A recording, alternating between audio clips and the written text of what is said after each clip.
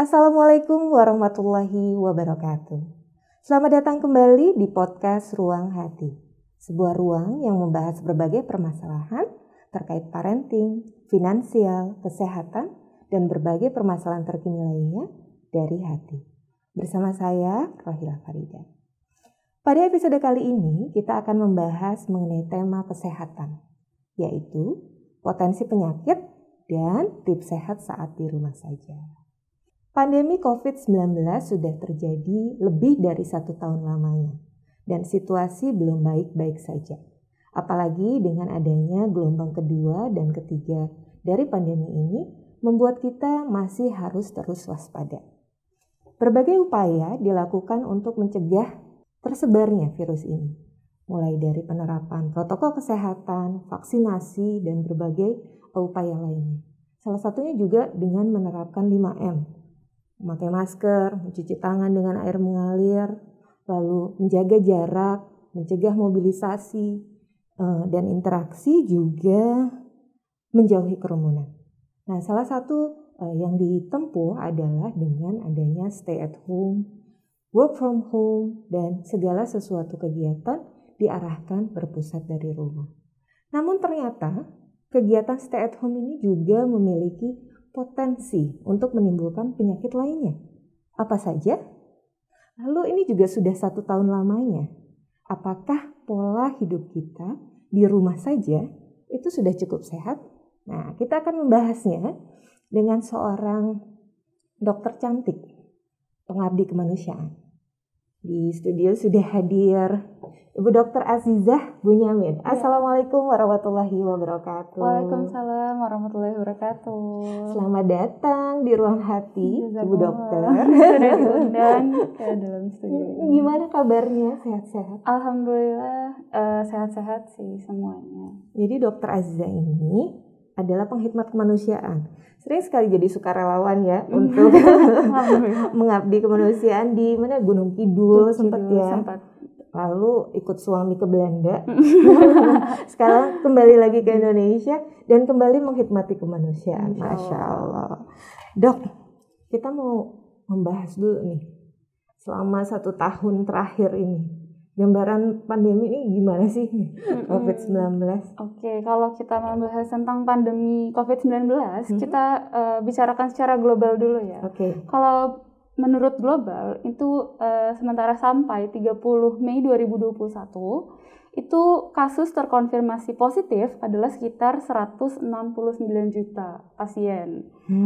Itu cukup banyak ya. Dengan jumlah kematiannya itu adalah 3,5 juta kasus. 3,5 juta. Itu secara global. Namun kalau misalnya di Indonesia, kita lihat di Indonesia per 30 Mei 2021 juga itu untuk kasus terkonfirmasi positifnya yang terdata di website Kementerian Kesehatan Republik Indonesia itu sekitar 1,8 juta pasien. Banyak ya. Bahkan kalau misalkan diupdate sekarang sampai mungkin minggu lalu atau ya minggu ini itu sudah mencapai 1,9 juta. Dengan kasus kematiannya itu adalah 50.000 orang. Namun terus waspada ya. Betul. Namun kita juga harus tetap positive thinking karena kasus sembuhnya itu juga lumayan cukup banyak, yaitu 1,6 juta kasus. Oke. Secara umum kita bisa bilang bahwa Indonesia ini juga belum dalam fase aman ya. Karena kegiatan screening dan juga tracing itu masih terus berjalan untuk orang-orang yang memang pernah berkontak langsung dengan pasien-pasien. Tapi untuk tindakan screening dan juga tracing ini semakin bertambah pastinya kan kasus-kasus positifnya. Tapi dengan bertambahnya kasus positif ini bukan berarti kita malah semakin takut. Ini merupakan upaya pemerintah untuk segera memutuskan rantai penularan. Semakin banyak yang ditemukan, semakin cepat juga rantainya itu termasuk, maka bisa ditanggulangi. Betul, gitu ya dok ya. Nah sekarang kembali ke tema kita nih dok. Potensi penyakit ketika di rumah aja. Kan kita diarahkan di rumah aja nih. Betul. Udah hampir 1 tahun. Betul. Gitu kan. Nah sekarang juga lebih diarahkan lagi untuk tetap begitu. Berkegiatan di rumah dan segala macam. Nah, kira-kira potensi penyakit apa aja sih dok yang mungkin timbul gitu ketika kita ada di rumah aja selama ini? Ya, betul banget Bu. Ini penting juga untuk kita ketahui karena hampir lebih dari setahun ya kita mengalami work from home, school from home, semuanya kita lakukan di rumah. Betul. Meskipun memang dari segi penularan COVID-19 itu cukup aman ya karena kita kan di rumah aja. Insya Allah penularannya juga minimal gitu kan. Tapi ternyata banyak banget beberapa potensi penyakit yang memang kita beresiko terkena. Apa aja tuh? Nah, yang pertama itu selama work from home pasti kita nyaman banget ya di rumah. Rebahan ya. Tapi karena terlalu nyaman, jadinya mager alias malas gerak. Kurang gerak ya. Oke. Karena di rumah kita bisa melakukan work from home-nya itu sambil tiduran di sofa, di kasur. Itu kan kita jadinya semakin malas gerak gitu. Nah, beda kalau kita di kantor dan juga di sekolah gitu kan. Kalau di nggak sekolah, mau kan bergerak ya, jalan. Betul, ngobrol sama teman, istirahat ke kantin, turun tangga. Terus kalau di kantor juga kita nyerahin berkas ke bos atau itu kan kita bergerak. Nah, kalau misalkan pada saat kita mager, itu kan otomatis energi yang kita harusnya keluarkan itu tidak terkeluarkan. Jadinya jarang banget ngerasa capek. Capeknya itu karena kaku aja gitu ya tiduran. Bener. Udah udah berapa jam dia modal duduk begini ya. 1 jam kemudian masih begitu juga. Iya, capeknya karena itu aja gitu. Padahal kan sebenarnya kita harus aktivitas untuk malamnya kita tidur gitu, untuk saving energi. Nah, karena kita terlalu mager, jadinya kita kerjanya akan malam begadang, kemudian mempengaruhi pola tidur gitu dong. Betul, mempengaruhi pola tidur dan juga ujung-ujungnya nanti akan ngemil. Jadi ketika begadang maunya ditemenin makan apa pasti. ya gitu. Nah, nanti itu berpotensi terjadinya obesitas. Semakin lama semakin kita melakukan aktivitas seperti itu terus, lama-lama berpotensi obesitas. Pantesan timbangan kok arahnya ke kanan terus. Betul. Ternyata itu berpengaruh dari malas gerak, maunya ngemil, tidurnya jadi nggak teratur. Overweight dulu baru nanti obesitas lama-lama. Nah, itu yang pertama. Nah, yang kedua ada masih sama nih karena semua aktivitas kita lakukan secara online. Kemudian baik itu kerja, sekolah, arisan juga kan semuanya dilakukan secara online ya atau daring. Nah, intensitas kita berhadapan dengan gadget, kemudian komputer itu kan akan lama ya. Nah, itu berpengaruh sekali kepada kesehatan mata. Screen time tinggi. Nah, screen time tinggi. Nah, ini dikenal juga dengan sebutan namanya computer vision syndrome. Apaan tuh? Nah, apa sih computer vision syndrome? Ini kita awalnya dulu definisi dari sindrom itu adalah kumpulan gejala. Jadi kalau berdasarkan definisi computer vision syndrome itu adalah kumpulan gejala pada penglihatan yang disebabkan karena terlalu lama itu lebih dari 2-3 jam. Terlalu lama menatap layar gadget atau komputer. Baiklah. Itu. Nah, untuk tadi kan kumpulan gejala ya, gejalanya itu yang pertama ada mata kering. Mata kering. Nah, mata kering udah mulai ngalamin ya. Karena kalau kita terlalu lama menatap gadget, itu kadang kita suka terpana dan lupa yang namanya untuk mengedipkan mata. Bahkan mengedipkan mata aja sampai lupa ya. Betul. Benar-benar. Nah, kemudian yang kedua tuh ada ketegangan otot mata. Nah, ini saya baru banget mengalami nih kalau kayak gini nih. Gitu? Gimana tuh dok? Karena kebetulan kan saya juga sedang meneruskan pendidikan, otomatis semuanya daring. Jadi tugas juga daring, segala macam ngerjain tugas. Nah, ini saya mengalami kedutan selama 7 hari. Oh my god, 7 hari kayaknya cuman sebentar aja udah cukup ganggu ya. Apalagi kalau seminggu 7 dok. 7 hari ini saya juga sampai panik, ini kenapa? Ternyata dirunutkan dan juga sempat nanya juga ke dokter spesialisnya, itu bahwa memang screen time dan juga dan kelelahan matanya. Nggak cuma otot-otot kelopak mata, tapi otot-otot di dalam matanya pun juga berpengaruh. Capek karena di dalam mata itu juga ada otot yang memegang lensa mata dan juga otot-otot yang menggerakkan bola mata. Itu kan juga capek. Karena memang tantangan ya di era sekarang kan yang namanya pengajian juga pakainya virtual, online, bener. Apa-apa online ya kan, matanya juga jadi terus-terusan gitu. Jadi sebenarnya yang sehat tuh berapa jam, Dok? Nah, sebenarnya kalau misalkan untuk screen time itu ada konsepnya. Kalau misalkan kita prinsipnya dalam menggunakan screen time itu kita pakai prinsip 20-20-20. Apa tuh? Jadi bukan 46-46 ya. Kalau angkot kan 46-46. Ayo merapat ya 46. Kalau screen time 20-20-20. Ini adalah istirahatkan mata selama 20 detik dengan melihat objek jauh 20 kaki alias 6 meter. Jadi setelah berapa lama kita harus melakukan itu? Setelah 20 menit sekali. Oh, 20 menit sekali. Setiap 20 menit kita harus melihat 20 kaki jauh selama 20 detik. Baiklah. Nanti untuk mengistirahatkan mata sejenak supaya kita juga nggak terlalu fokus dengan gadget. Oke. Baiklah. Nah, kalau nggak mau kedutan 7 hari, sebaiknya ayo 20-20-20 ya. Oke. Itu tadi Dok, obesitas, terus tadi apa? Computer vision syndrome. Kemudian ada yang namanya carpal tunnel syndrome. Apa gitu? Apalagi tuh carpal tunnel syndrome. Tunnel.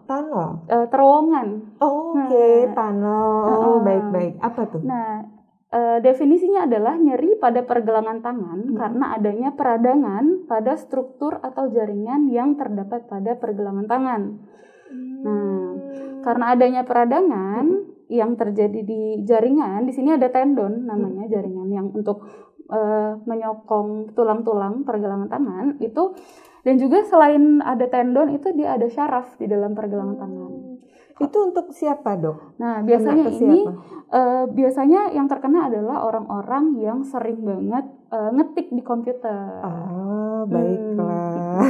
Para mahasiswa dan para pekerja kantoran, hati-hati tangannya ya. Yang editor juga baik. Jadi apa yang terjadi pada tangan ketika kena sindrom biasanya itu? Kalau misalkan memang sudah terjadi peradangan, dia akan mengalami keluhan seperti kesemutan, kemudian kebas dan juga kelemahan otot pada jari dan juga tangan. Gitu. Biasanya kalau ada yang kebas-kebas tuh tangannya tuh mulai terasa gitu ya. Beresiko tuh terkena carpal tunnel syndrome. Banyak juga ya ternyata potensi penyakit ketika di rumah aja. Itu baru 3 ya. Ini yang keempat. Keempat. Oke, apa ini yang terakhir. Nah, seperti yang dibilang tadi bahwa work from home itu nggak selamanya baik-baik aja. Bagi orang-orang yang punya ambang stres dan juga kecemasan yang rendah, itu mudah sekali beresiko terjadinya burnout. Apa tuh burnout? Nah, burnout itu adalah yang pertama ciri-cirinya orang yang gampang stres beresiko mengalami depresi. Orang depresi biasanya menunjukkan seperti orang yang mengalami kelelahan. Capek banget ya, nggak habis-habis capek. Dan kehabisan energi dan juga cenderung murung. Waspada ya kalau suami kita, orang terdekat kita sudah mulai murung aja. Terus digimanain, Dok? Nah, kemudian ada lagi gejalanya. Sering merasa sakit dan juga kurang enak badan. Dikit-dikit kok aku pusing ya gitu. Nah, itu udah ciri-ciri tanda-tanda stres tuh sebenarnya. Kemudian tidak produktif, kemudian memiliki perasaan negatif terkait dengan pekerjaannya. Kalau misalkan disuruh ngapain gitu, dia marah-marah, kesel gitu. Dan juga diminta tolong juga marah-marah, itu emosi juga tinggi ya. Itu beresiko terjadinya burnout tuh biasanya. Nah, untuk mengatasinya, kita sebenarnya di Indonesia tuh alhamdulillah banget memiliki matahari yang cukup banyak ya. Apa namanya solusinya? Matahari, maksudnya berjemur gitu. Berjemur. Oh baiklah. Jadi salah satu kenapa burnout itu kurang sinar matahari? Bisa jadi kurang sinar matahari karena di tubuh kita itu sebenarnya membutuhkan namanya vitamin D. Nah, vitamin D itu fungsinya adalah untuk memperbaiki mood. Baiklah. Jadi kadang-kadang stay at home di kamar aja maunya, keluar paling ke kamar mandi, ke dapur ya, cari makan. Salah satunya itu. Karena vitamin D itu kan. Nah, vitamin D itu biasanya bisa diambil pada saat pagi-pagi sekitar jam 9 sampai jam 10 pagi. Jadi kita berjemur. Memang di awal pandemi kita kan juga kayaknya terus-terusan diingatkan tuh ya untuk berjemur ya. Setelah 1 tahun berikutnya kok kayaknya udah mulai longgar tuh, udah mulai lupa. Jadi diingatkan lagi tentang pentingnya berjemur. Jadi walaupun stay at home, tetap harus melangkah keluar rumah untuk paling nggak berjemur. Berapa lama dok? Minimal 15 menit. 15 menit. Ya buat ngejemur maksimal juga setengah jam sih, karena kan kalau misalkan lebih dari itu kita juga bahaya untuk sinar UV-nya untuk menyerap ke kulit kan juga berbahaya sebenarnya. Karena banyak banget sinar UV-nya juga. Iya betul. Karena kalau berjemur pun juga harus pakai sunscreen atau sunblock. Baiklah. Jadi diingetin nih. Mulai dari obesitas, matanya. Tadi selain mata, ketika kita main gadget terus-terusan kan suka juga memang pegel gitu ya dok ya. Karena berpengaruh juga kan ke postur tubuh. Jadi gimana dok biar nggak mempengaruhi postur tubuh kita? Nah, kalau misalnya untuk screen time supaya nggak mempengaruhi postur tubuh, itu ada caranya, yaitu letakkan monitor sejajar dengan pandangan mata supaya leher dan juga punggung itu tetap lurus. Jadi harus lurus gitu ya. Karena kan kalau kita senangnya gitu ya. Nunduk ya, jadi generasi nunduk katanya. Iya betul. Itu bisa berpengaruh untuk sering pusing gitu juga. Apalagi untuk jangka waktu yang panjang. Betul. Gitu.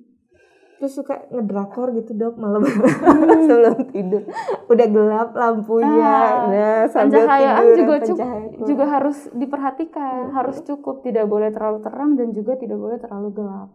Itu berpengaruh juga ke mata, karena kan otot-otot mata juga itu ya dia akan bekerja pada saat kita terlalu terang dan juga terlalu gelap, itu kan otot juga bekerja. Ditakutkan kelelahan ya itu. Karena efeknya jangka panjang sekali ya. Betul. Mungkin ini 1 tahun 2 tahun kita mengalami pandemi ini, cuman apa efeknya itu sampai kita nanti tua akan terus ketika posturnya udah berubah ya kan, matanya udah sakit. Lebih baik mencegah kayaknya ya dok ya daripada mengobati. Nah itu tadi ada 4 besar berarti ya potensi penyakitnya. Lalu sebenarnya tips sehat apa nih dok ketika ada di rumah aja? Untuk tips sehatnya,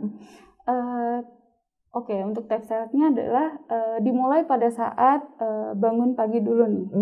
Yang pertama jangan lupa sarapan. Jadi tetap ya rutinitasnya. Betul.